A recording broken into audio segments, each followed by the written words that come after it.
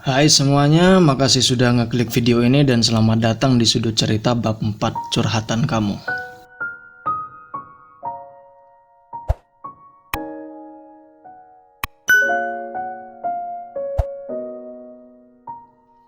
Oke, bab kali ini aku pikir agak bakal sedikit panjang ya. Soalnya cerita yang kamu DM ke Instagram itu ya kali ini agak sedikit komplit dan hampir kayak cerpen. Jadi aku seneng sih kalau kamu cerita panjang lebar kayak gini.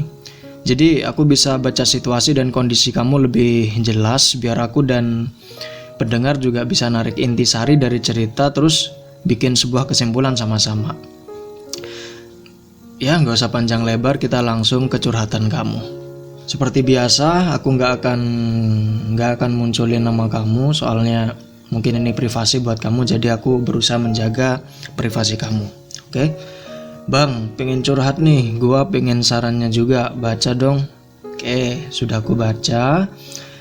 Gini, dulu banget aku emang bajingan bang, pacaran bisa sama 234 2, 3, 4 orang, kasih koma dong kalau nulis. Bisa pacaran sama 2, 3, 4 orang. Terus ketemulah aku sama cewek, kita sebut aja namanya A. Aku sama A ini udah kenal lama, tapi ya cuma kenal doang, gak saling sapa kalau tiap ketemu. Aku cuma tahu kalau dia cewek baik-baik, ikutan organisasi keagamaan gitulah. Terus aku berangkat kerja di luar kota. Nah, dia tiba-tiba ngechat, nanyain kabar, terus nanyain di mana. Dari situ nggak tahu kenapa aku pengen deket aja gitu. PDKT lah di situ sebulanan kalau nggak salah. Terus aku bilang kalau aku suka dia. Untungnya dia mau nerima keadaan aku pada saat itu. Pas di fase pacaran, aku sama dia nggak pernah yang namanya ngambek-ngambekan, marah-marahan tuh nggak pernah bang. Saling ngerti aja gitu, pokoknya indah banget dah. Oke. Setahun berlalu, aku dari awal emang niat buat bener-bener mau serius sama dia bang. Aku gak mau lagi nakal di masalah hubungan. Pas aku ngomongin mau ke hal yang serius, ternyata dia juga sepemikiran. Orang tua aku pun juga setuju. Semangat kan aku bang, kerja terus, lemburan terus diambil. Pas tahun baru kemarin aku habis kontrak dan niatnya mau ngelamar dia. Ya bang, dia tinggal sama pamannya dari kecil. Soalnya ibunya nikah lagi. Oke. Jadi pamannya nih ibaratnya pengganti bapaknya gitu ya. Oke, lanjut.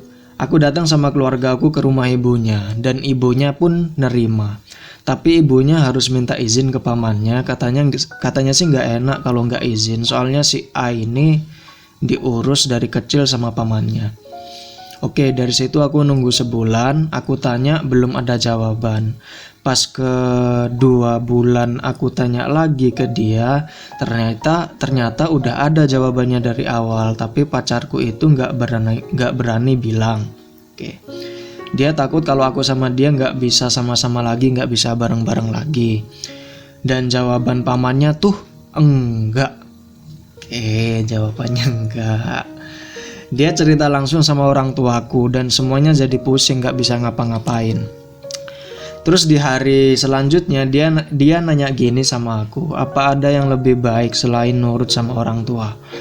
Wah berat bang asli. Dari situ aku sama dia harus saling dewasa. Kita berdua gak pengen pisah, kita berdua masih sayang, tapi semuanya harus selesai karena harus, bukan karena ingin. Kejadian itu udah sebulan dan sampai sekarang sakitnya masih sama. Terus kepikiran, kemarin dia chat nanyain kabar dan nyeritain sedikit apa yang dia rasain. Dia juga sama masih sakit. Masih inget. Kangen bang. Aku sempat putus asa, males hidup, emang drama banget sih, tapi emang gitu kenyataannya. Aku kutuk Tuhan, kenapa Tuhan yang maha adil tuh ternyata nggak adil. Katanya semua orang yang niatnya baik bakalan dikasih jalan, bakal digampangin semuanya. Tapi mana? Aku sempat ada di titik itu bang, asli hancur banget. Sampai sekarang aku nggak tahu harus apa. Aku malah gak mau lagi berharap soal apapun. aku takut sakit lagi. Ada cewek yang lagi deket sama aku sekarang, temen deket dari dulu, dia bilang suka bang. Gila gak sih, tapi tahu gak apa? Rasanya hambar, mau dia seperhatian gimana pun gak ngena. Mati rasa bang, aku minta sarannya bang, tolong. Maaf juga kalau ceritanya kepanjangan. Wow, ini cerita sad banget ini. Oh, buset, berat asli. Oke, dan sebelum itu makasih udah cerita panjang lebar kayak gini. Aku jadi sedikit paham alurnya dan konflik-konfliknya secara jelas. Karena ini kamu meminta saran, bukan solusi. Jadi untung aja deh aku nggak akan ngasih solusi ke kamu. Soalnya aku nggak yakin juga bisa ngasih solusi buat masalah beginian. Dan meskipun bisa, aku nggak menjamin bisa membuat alur dari ceritamu itu bisa berubah jadi lebih baik. Tapi poin dari inti cerita kamu ini adalah restu dari orang tua kan. Dan sayangnya kamu nggak nulis di situ si paman doi itu kenapa nolak kamu, karena apa? Aku nggak tahu. Apa kamu lupa nulis, lupa ngasih tahu aku, atau kamu benar-benar nggak tahu dan dia nggak ngasih tahu kamu? Tapi di samping itu ada beberapa hal yang harus aku sampaikan ke kamu. Pertama, niat kamu sama dia udah bener, tapi bukan artinya selalu baik di mata Tuhan. Bisa jadi nanti kamu dicariin yang lebih baik dan dia juga dicariin yang lebih baik. Kedua, mungkin niat kamu sama dia sudah baik dan benar, tapi mungkin ditunda dulu sama Tuhan biar puzzle-puzzle di antara kalian itu bisa disempurnakan. Soalnya bisa jadi kalau diiyakan sekarang, nanti kedepannya akan terlalu mudah buat kalian, atau lebih tepatnya terlalu mudah buat kamu kan. Kenapa kamu gak berpikir gini? Dia perempuan baik. Oh, Tuhan lagi nguji aku yang gak terlalu baik ini buat lebih dan lebih baik lagi untuk memperjuangin dia. Buat aku lebih menyetarakan levelku sama level dia. Jadi intinya segalanya ditunda biar Tuhan ngasih kamu waktu untuk muhasabah diri. Tuhan nguji kamu untuk menyerah atau untuk terus lanjut. Dan kenapa kamu gak ke pamannya aja langsung? Atau sudah? Aku nggak tahu alasan paman doi nolak kamu karena apa. Tapi kalau boleh dan mohon izin berasumsi, mungkin paman doi ngerasa kamu nggak sopan. Kamu malah datang ke ibu dia. Ya nggak salah juga sih kamu datang ke ibunya. Tapi di cerita kamu, doi kan dari kecil udah hidup sama pamannya. Jadi si paman ini mungkin merasa tersinggung, merasa nggak dihargai sebagai orang yang sudah mencetak dan membesarkan doi, si perempuan si A tadi. Mungkin kalau setelah kamu nemuin ibu doi, terus kamu habis itu nemuin paman dia secara langsung, mungkin akan beda cerita. Itu cuma asumsiku doang sih. Kalau salah mungkin dikoreksi dan dibenarkan. Soalnya ada banyak sisi yang gak diceritain sama kamu dengan detail. Terlalu universal. Aku takut salah narik garis kesimpulan. Soalnya makhluk yang namanya lelaki itu kompetitif, kayak gengsi aja gitu. Dia kayak ngerasa ada yang nantang dirinya, kayak ngerasa harus melindungi apa yang dia punya. Mungkin itu yang dirasa sama paman doi. Dia merasa kamu adalah ancaman, dan untuk meredam rasa terancam itu, kamu harus rajin-rajin PDKT sama pamannya.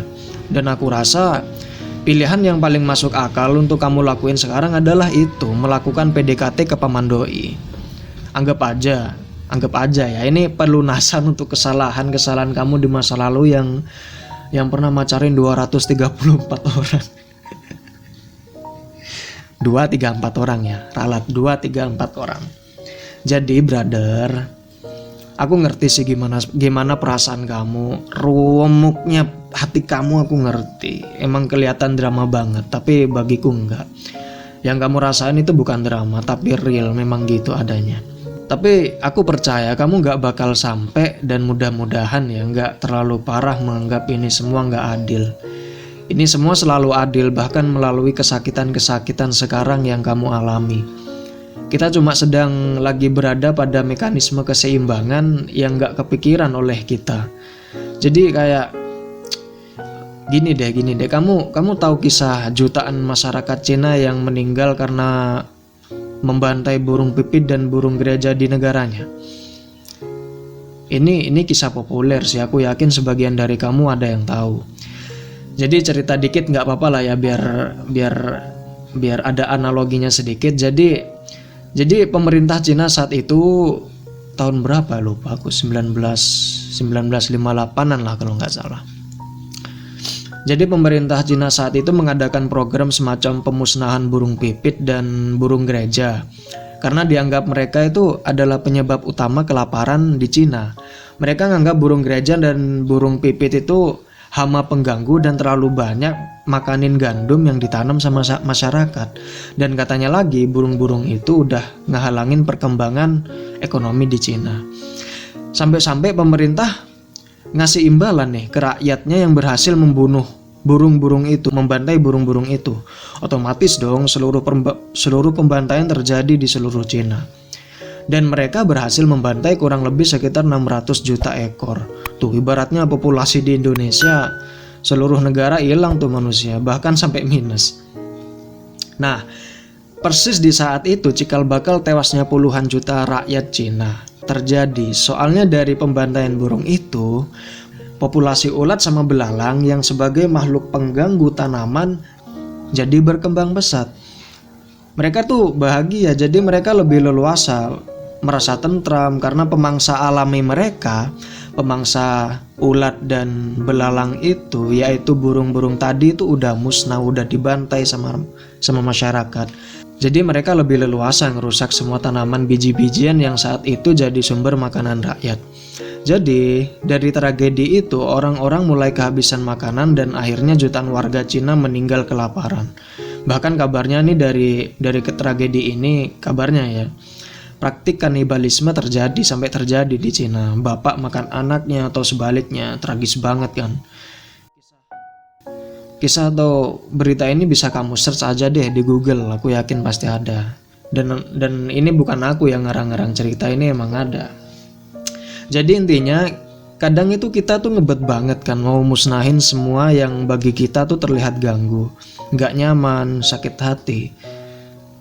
Tapi sejatinya dari kesakitan-kesakitan ini kita itu cuma mungkin lagi dilindungin dari kesakitan yang bisa bikin kita mampus nanti. Gak apa-apa lah lapar sebentar daripada nanti harus mati kelaparan kan gitu. Sama kayak kasusmu sekarang, bisa jadi aku sama kamu gak tahu keseimbangan apa yang lagi dibuat atau yang mungkin sudah ada. Sama sekali mungkin belum kepikiran dan bisa jadi ketahuannya tuh nanti di masa-masa yang akan datang. Atau efek domino apa yang terjadi kalau kesakitan ini kita paksain untuk musnah, maksudnya untuk hilang gitu loh, untuk tercapai aja loh apa yang kita inginkan. Jadi aku tahu pikiranmu tuh ruwet, hatimu tuh semerawut, tapi ayo kita tenang dulu. Lelaki harus logis. Kita pelan-pelan logis. Kalau memang sekuat itu perasaan kamu ke doi, udah saatnya nih. Kita bukan main hati lagi, tapi kita main strategi. Pilihan paling masuk akal sekarang adalah berusaha dulu PDKT ke paman doi. Cari tahu hal apa yang membuat kamu ditolak, terus perbaiki pelan-pelan. Tiket dari doi udah kamu kantongin nih, dari ibunya juga udah. Tinggal satu, pamannya doang. Atau sebut aja bapak doi deh. Dia adalah king yang harus kamu lunakin hatinya sekarang. Jadi yuk senyum lagi sama Tuhan, minta maaf sudah sempat berprasangka buruk. Kita ambil sisi terbaiknya, nggak rugi juga kan. Mungkin sekarang masih sempat untuk niatmu yang benar itu dibaikkan sama Tuhan, direstui sama Tuhan, mungkin juga masih belum telat. Aku juga percaya dan mudah-mudahan kamu emang benar-benar udah berubah dan serius. Jadi tetap sama prinsip kamu, niat yang baik dan benar akan selalu dimudahkan, itu betul. Tapi tambah lagi prinsip kamu satu lagi, itu adalah kesulitan yang ada bukan berarti itu nggak baik dan nggak benar buat kamu. Jadi semoga kamu baik-baik aja dan nggak sampai tahap merusak diri kamu sendiri, semoga enggak. Jadi apalagi ya, aku rasa itu aja sih. Maafin aku kalau semua omongan ini agak terdengar omong kosong, dan maafin juga kalau tanggapanku soal ceritamu terlalu lama. Maaf, beneran maaf. Tapi aku sebisa mungkin dan sesempat mungkin selalu baca cerita dan curhatan kamu. Dan seperti biasa, ini bukan jawaban saklek yang bisa dijadiin sebagai penentu keputusan kamu. Ini hanya sekedar pandanganku aja.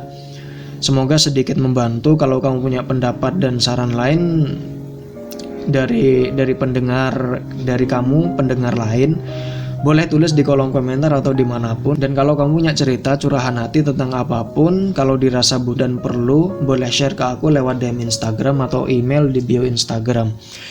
Nanti akan aku jawab di video-video selanjutnya, atau mungkin hanya sekedar bacain kisah kamu selayaknya pendengar yang baik buat kamu. Mungkin bisa sedikit bikin kamu lega ya, mudah-mudahan sih. Oke, segitu aja sih obrolan kali ini. Makasih banget buat kamu yang dengerin dari awal sampai akhir, dan kalau dirasa perlu bisa share video ini ke teman dan media sosial kamu. Sekalian kalau suka boleh kasih like-nya, dan kalau gak suka boleh dislike. Jangan lupa makan dan minum, jaga diri dan kesehatan. Aku Namhar, pamit undur diri.